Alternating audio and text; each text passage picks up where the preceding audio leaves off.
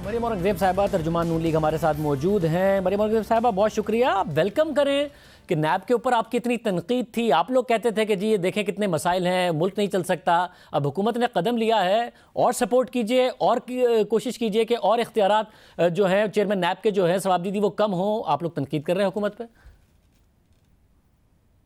देखिए बात यह है शाहजेब कि ये पीटीआई के खिलाफ, या हम ये नहीं चाहते कि कानून को इस तरह करते हैं कि ये पीटीआई के खिलाफ हो जाए। हम सिर्फ ये चाहते हैं कि कानून में अगर तरमीम हो रही है तो एक पॉलिटिकल प्रोसेस, एक पार्लियामेंट्री प्रोसेस से उसको गुजरना चाहिए। आपको याद होगा जो LNG केस है, हमने बार बार कहा कि आप पीछे तो शायद हकान अब्बासी और मिफ्ता इस्माइल के लगे हुए, लेकिन आप कॉर्पोरेट सेक्टर को डिस्करेज कर रहे हैं कि वो पाकिस्तान में किसी किस्म की भी इन्वेस्टमेंट करे। कतर के तीसरे LNG के लिए कोई बिडर नहीं आया, कोई कॉर्पोरेट सेक्टर नहीं आया। मुल्क के अंदर कॉर्पोरेट सेक्टर की इन्वेस्टमेंट बिल्कुल खत्म हो गई है। अगर आप आज ये ऑर्डिनेंस लाएंगे, इतनी क्या उजरत है शाहजेब, इतनी क्या जल्दी है कि आप 4 महीने का ऑर्डिनेंस कहते हैं जी कॉन्फिडेंस बिल्डिंग मेजर। और सबसे बड़ी बात शाहजेब, आप ये देखें कि जो सुप्रीम कोर्ट और हाई कोर्ट के डिसीजंस हैं, जो हमारे अपने केसेस में, इनको जब पता है कि 16 माह के अंदर ऑपोजिशन तो अदालतों में आप सबूत ना मिसयूज ऑफ अथॉरिटी का पेश कर सके, ना एसेट बियॉन्ड मींस का कर सके, ना करप्शन का कर सके। आज तक मुस्लिम लीग नून के किसी भी शख्स का किसी करप्शन, किसी मिसयूज ऑफ अथॉरिटी के साथ किसी किस्म का कोई पब्लिक मनी मिसयूज करने का लिंक नहीं बन सका। LNG में तो इन्वेस्टमेंट का हुकूमत कह रही है कि मजीद आ रही है, मगर फरूक नसीम साहब ने 2-3 माह पहले हमारे शो में कहा था कि हम कोशिश करेंगे ऑपोजिशन के साथ बात करने की, नहीं हुआ तो ऑर्डिनेंस के जरिए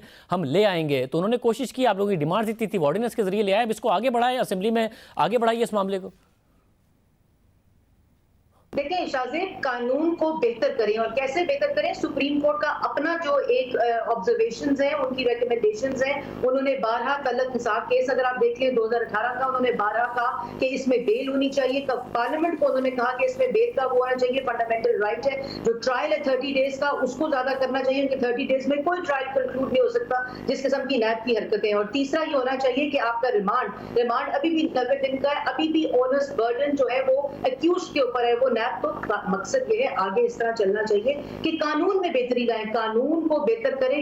नैब के चेयरमैन के इख्तियार लेने से या ना लेने से कानून बेहतर नहीं होगा। वो चीजें करें जो ट्रायल में, जो सुप्रीम कोर्ट, हाई कोर्ट की ऑब्जर्वेशंस आ चुकी हैं, कानून साजी करनी है तो पार्लियामेंट्री प्रोसेस से ऐसी कानून साजी करें जिससे कानून बेहतर हो। ऐसा कानून ना हो कि उजरत में 4 महीने में आप जहांगीर तरीन को बचाने के लिए, मालम जब्बा केस को खत्म करने के लिए, हेलीकॉप्टर केस को खत्म करने के लिए, बिलियन सुनामी केस को खत्म करने के लिए, क्योंकि बार बार हवा का रुख बदलने की बात हो रही थी, ये नहीं होना चाहिए। नहीं, कोई नहीं, बार बार हो रही थी हवा का रुख बदलने की बात। एक दफा चेयरमैन नैब ने कहा था, उसके बाद उन्होंने अपना बयान वापस ले लिया था कि मैंने मजबूरी में कहा था, और कोई इन केसेस पर कोई कार्रवाई नहीं हो रही थी। आप ये जो इंप्रेशन दे रही हैं, ऐसा नहीं हो रहा था कि हुकूमत के खिलाफ बहुत तेजी से कार्रवाई होने लगी थी और अचानक कोई लॉ लेके आए, नहीं हो रहा था कुछ भी। बिल्कुल नहीं हो रहा। देखिए मैं तो ये कह रही हूँ कि इसमें होना ना होना मुस्लिम लीग को साइड पर छोड़ दे। हमारे साथ जो होना था वो हो गया। मरियम नवाज जो है पब्लिक ऑफिस होल्डर नहीं थी, 7 साल कैद सजा हुई, हटियाला जेल रह के आई। तो वो बातें मुस्लिम लीग नून, मैं बारहा ये कह रही हूँ कि इसको रिजेक्ट इसलिए नहीं कर रही कि हमें कोई फायदा नहीं हो रहा। मगर आप अगर रिजेक्ट करेंगे तो देखें ना, अब रिफॉर्म्स आगे कैसे आएंगे। ये वही है कि जब इमरान खान साहब 62-63 के खिलाफ थे, जब उनके खिलाफ बात हो रही थी, जैसे नवाज शरीफ के खिलाफ हुई, तो उन्होंने कहा 62-63 तो बहुत अच्छा है, इसको तो मैं निकलने नहीं दूंगा आइन से। अब आप भी अगर ये तरामीम नहीं होंगी और स्टेप बाय स्टेप नहीं होंगी तो फिर मामला आगे कैसे बढ़ेंगे। आपको तो चाहिए कि आप इसको सपोर्ट करें और मजीद इसको बेहतर करने के लिए कहें। वो कह रहे हैं कि आप असेंबली में चीज़ें ला सकते हैं। मैं तो बारहा ये कह रही हूँ कि हमारे साथ जो होना था हो गया, कानून बेहतर करें। इसमें रिमांड का मसला है, इसमें बेल का मसला है, इसमें ट्रायल के दिनों का मसला है। ये कानून काला है, इस कानून को एक दफा खत्म करके प्रॉपर कानून साजी करके, ताकि मफादे आमा के लिए कानून बने, किसी इंडिविजुअल, किसी पॉलिटिकल पार्टी या किसी एक ग्रोह के दुरुस्त है। यानी आप कह रही हैं पार्लियामेंट में लेके आए, इसको मजीद बेहतर करें। शफकत महमूद साहब ने भी कहा कि इतने एब्सोल्यूट पावर जमहूरियत में नहीं होनी चाहिए, आगे बढ़ें।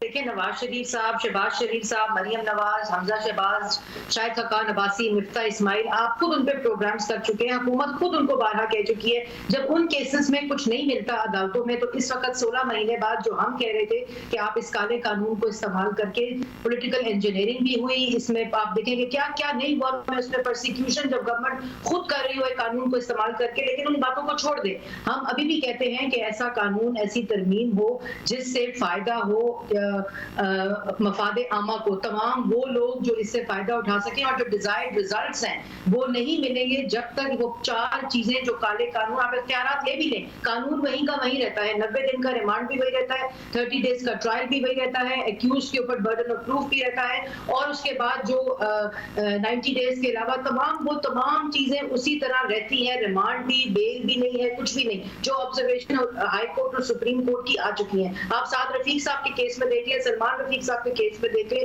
अभी तक रेफरेंस के अंदर भी जो इल्जाम है वो भी साबित नहीं हुए। बहुत शुक्रिया मरियम औरंगजेब साहब हमारे साथ मौजूद थी, अपना मौका दी थी। प्रोग्राम में ब्रेक शामिल करते हैं, मुझसे बात करेंगे।